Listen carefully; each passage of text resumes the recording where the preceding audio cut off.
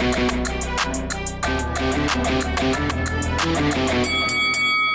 guys, welcome to Boxing Squared for boxing news and views from around the internet.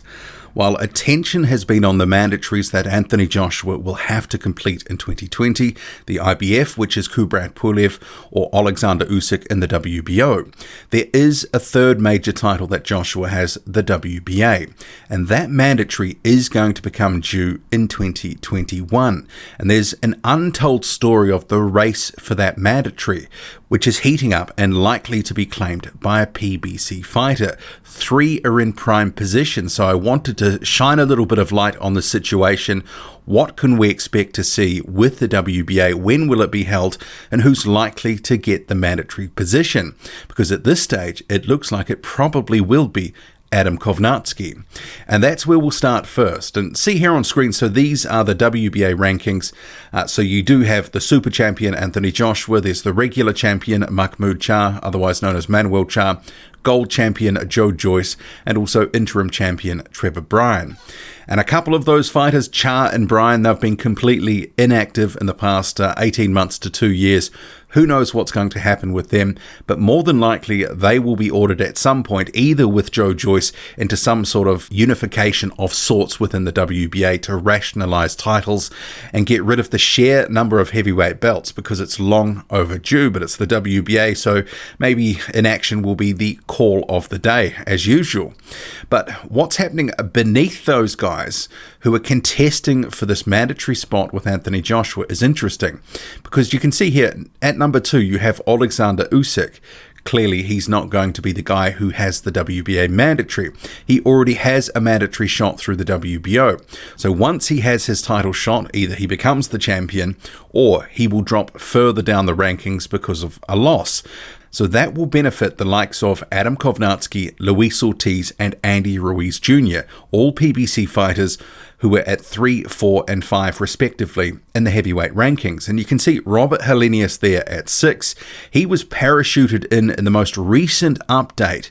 Whether that's going to be a fight with one of the guys that's listed above him, and maybe he's going to act as some sort of buffer here, and we could potentially see the guys above him fight for the mandatory at some point. But Adam Kownacki, in 2019, the 2 fights, Gerald Washington and Chris Arreola. It's worth noting that midway through 2019, Adam Kownacki was at number 12 in the WBA rankings. He's only had 1 fight since then, which was against Chris Arreola in August. So from mid-2019 to January 2020, he's climbed 9 places for not really doing too much. That's pretty good going. And the way that it's sort of shaking down, PBC is keeping him warm for a title shot, and most of us have assumed that it was going to be in the WBC. But obviously with rankings and sanctioning bodies and wrangling and behind the scenes sort of, discussions and other bits and pieces, perhaps it's not going to be just the WBC or bust for Kownacki, because he is in prime position to become the next WBA mandatory in my view. And he does have a fight scheduled for March 7th, opponent TBC, but that one there will be an opponent of some risk that he should be able to get past.